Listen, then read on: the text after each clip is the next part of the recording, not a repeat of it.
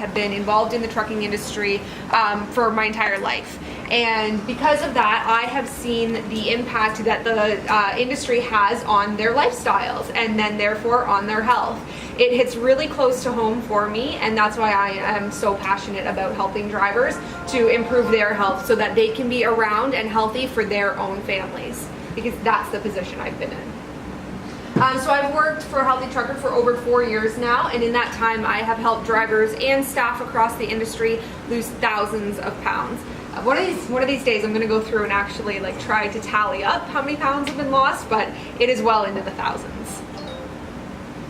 So when it comes to the driver lifestyle and their health, what are we really looking at? So we know, Glenn gave a couple stats before, but we know that the median driver age is 46 versus the median individual age in just the regular workforce is 41. So we know that we're dealing with older people, not necessarily very old adults, but older people in the trucking industry, which means they are at risk for more health issues, of course, just because of age. We know we're dealing with a driver shortage, a quality driver shortage. We want to be attracting healthy, quality drivers, and in order to do that, they need to like the lifestyle. They need to see themselves being able to eat well and be healthy on the road so that they can feel good. It's important to show them that that is possible, and it's important to help them stay healthy throughout their career. So the common health issues that do come up the most for drivers because of the lifestyle that they do have is obesity and diabetes. We see that twice as often as in the regular population. And I say regular population as just any other career other than people who drive. We see cancer, especially lung cancer. We see that twice as often in smokers, of course. Musculoskeletal injuries, repetitive strain injuries, plenty of rotator cuff injuries, say slip and fall as they're getting out of the truck. They're holding onto the handle doing that 3-point contact, but they don't let go, and rip goes the shoulder. Sleep apnea is a really big issue among drivers. They are overweight. They are eating lots of foods that don't contribute well to sleep apnea. And therefore they just stop breathing while they're asleep, and that is a huge issue because they are going to be exhausted when they are driving, which means they're not going to be focused and they're not going to be a safe driver. Really important to get sleep apnea taken care of if it is an issue for a driver. High blood pressure and high cholesterol, that means they're going to be on medications. And muscle loss and sarcopenia. This is especially because we are dealing with a lot of older drivers. We know we have many drivers above the age of 60, even 70. I've seen drivers in their 80s. That's an issue because as we get older, we lose muscle. That's called sarcopenia, just muscle loss. They're weak then they're prone to injuries. If they fall, they're going to be more likely to break a bone. And a lot of mental health issues amongst drivers. So we see depression, loneliness, stress, PTSD is a huge issue amongst drivers. There's a lot of drivers that have served in the armed forces in the past. They could be dealing with PTSD. And then the drivers that have been in horrific car accidents, dealing with PTSD there as well. So we know there are a multitude of health issues that need to be taken care of when it comes to driver health. And if it's not something that you have looked into so far, I strongly encourage you to do so because that is a huge aspect of driver safety. But why don't drivers typically care about their health? Why doesn't anybody care about their health? Because any of you in this room, so many of you could say, yeah, you know what, I do care about my health, I try to eat healthy. But there's probably some of you who just say, you know what, why do I need to care about my health? I'm happy the way I am. I don't need to change. I've been living my life this way so far. Why do I need to do something differently when I just want to enjoy my life? Well, drivers are even that much more reluctant to get healthy because of these reasons up here, and several others, of course. But the biggest issue for them is knowledge. They simply don't know what is healthy. When I meet with them, they often just say, like, what should I eat? I don't know. I don't know how to work out. Especially the older drivers, they have not been taught to eat well or exercise in the past. That just wasn't a part of their generation, and that's okay, but now's the time to show them. especially with exercise. Exercise did not become a big thing until like the 80s, 90s, and even then it was for people who were like really into fitness. Now we're seeing that exercise is for everybody, and we're trying to get that message across, but it takes time, right? There's also so many mixed messages when it comes to health and wellness, because how many of you in here get messages thrown at you every single day? You need to be eating low carb, paleo, keto, don't eat fat, eat fat. It's confusing, right? So a lot of the time, these drivers just say, you know what, forget it. I don't want to learn all that. That doesn't make sense to me. I'm just not going to think about it. We also have stubbornness amongst drivers. So how many of you in this room would just say that you are a stubborn person? All right, so it's not just drivers. It's everybody. People are stubborn when it comes to accepting the fact that they actually need to change and then finally making that change. It's easier to just do nothing, right? We do that as well in our own health journeys. We just say, you know what, I'll do it Monday. I'll do it next month. I'll do it in the new year. So drivers, they're the exact same way when it comes to that. There's also a lot of fear of judgment when it comes to getting healthy amongst drivers and other people as well, because they say, what if I fail? What if I tell people, or I tell my employer, and I sign up for this program, or I pay money to join Weight Watchers. What if I tell people that I'm trying to lose weight, but then I fail? 6 months down the road, people are going to say to me, oh, I thought you were trying to lose weight. And they feel very self-conscious about failing, right? And they also don't want to be that guy that is doing jumping jacks outside of his truck in a parking lot. Or that guy that is asking for vegetables in the truck stop as a special request. It can be a little bit daunting. It can be a little bit nerve-wracking for them to make these changes, because it's just so far out of their normal lifestyle. But we need to encourage them to do so that it becomes more of a norm for them. Finally, a big barrier to them getting healthy, a reason they don't want to get healthy, is because they think that there's a large cost associated with it. And that's just kind of an older attitude, is just that they may be frugal and they assume that getting healthy costs a lot of money, which it does not actually. Because when you consider the costs associated with having to be on so many different medications, the work loss, the energy loss, it's really important to make that small investment up front and do what you can to make that change.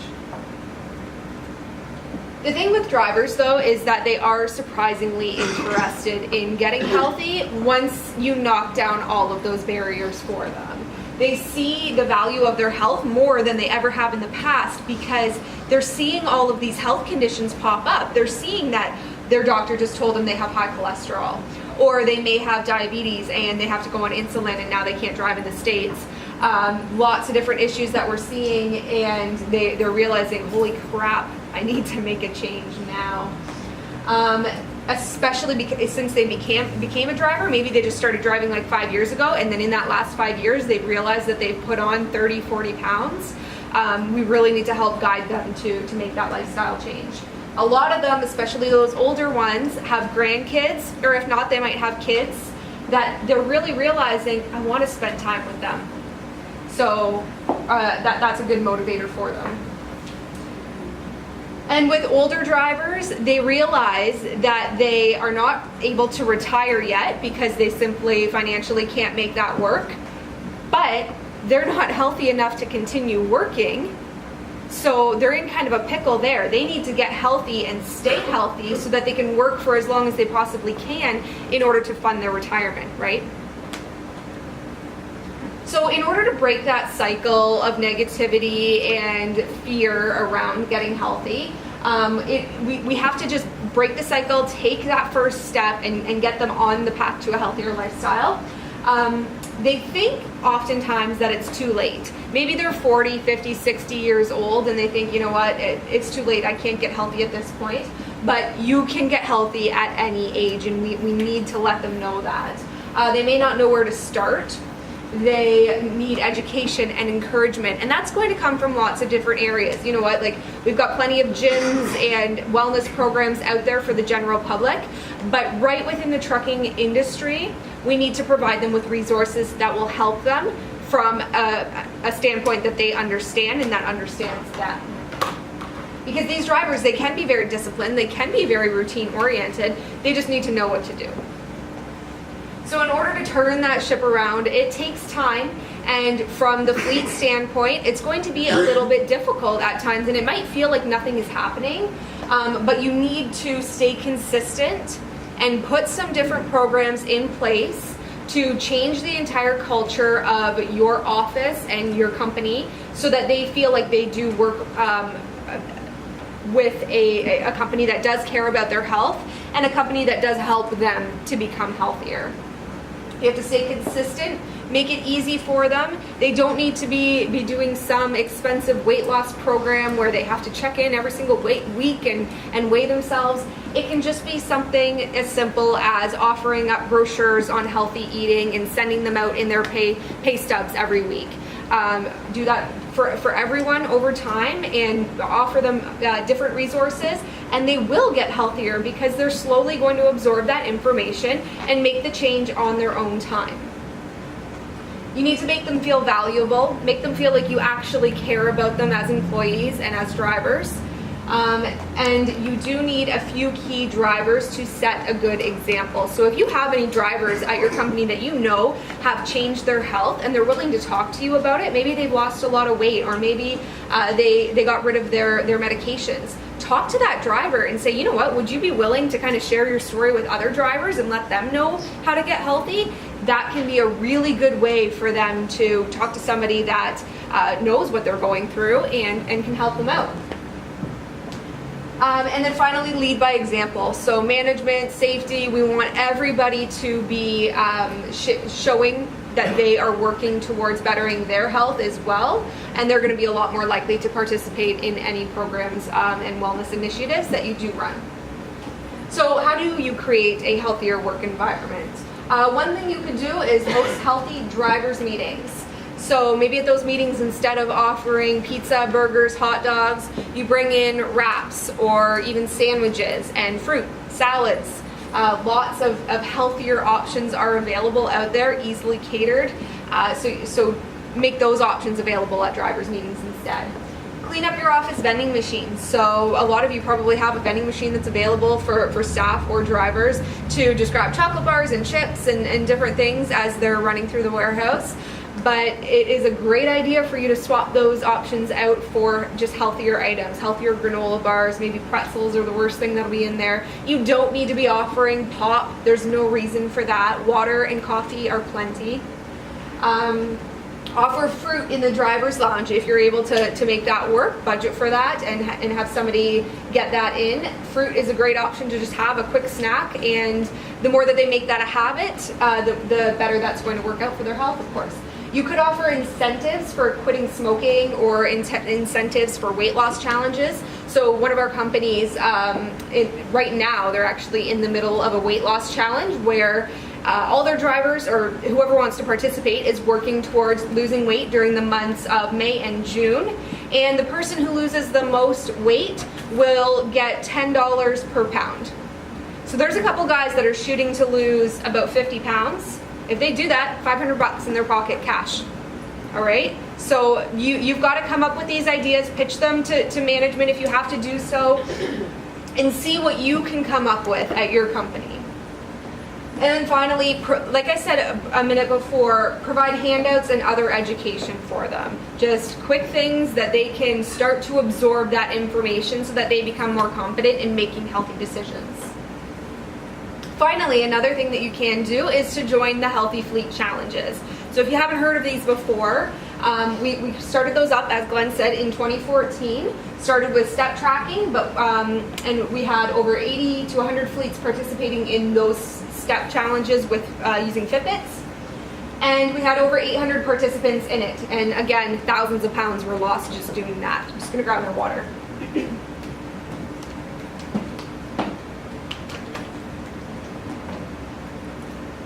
Since then, we've evolved our challenges to be based within our app. Now, the app is called Healthy Team. We wanted to open that up because it's not just drivers that are doing it, it's lots of office staff in the industry as well. So anybody in the industry that wants to join the challenge, it's completely free to join. All you have to do is send us your logo and we'll get you into that. But basically, you download the app. I post tons of articles and information, education on the main page.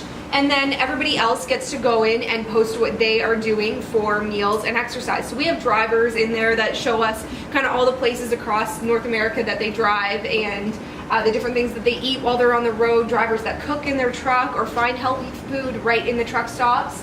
That's a really great way for them to connect with each other because it is kind of a lonely lifestyle out there. They don't actually interact with drivers as much as you would think. So that's a good way for them to connect on about living a healthy lifestyle. So the current challenge is running during the months of May and June. So we can see on the right hand side there's a leaderboard. So every time people post, they get points for themselves and points for their team. So those points go to our online leaderboard right within the app, and then they're ranked based on participation. So obviously you want to be closer to the top because you get more bragging rights there, and we give out prizes as well. So it's a lot of fun. So again, it's just a friendly competition. It's great motivation for them. It's a great way to kind of build a community. That's what's really developed in there. People from different companies have really developed friendships just by commenting on each other's posts, getting ideas and recipes from each other. It's a great way to kind of track your own health data, so you can add in your weight, which is always private, and see kind of how your own health evolves over time. And like I said, we do lots of prizes. Companies put up prizes to increase the incentive to join. So a lot of fun with those. If you want to join, all you have to do is send your logo to info@healthyfleet.com. It's free for your company to join. And then let us know if you're going to give away a prize, because it's a great way to get more participants.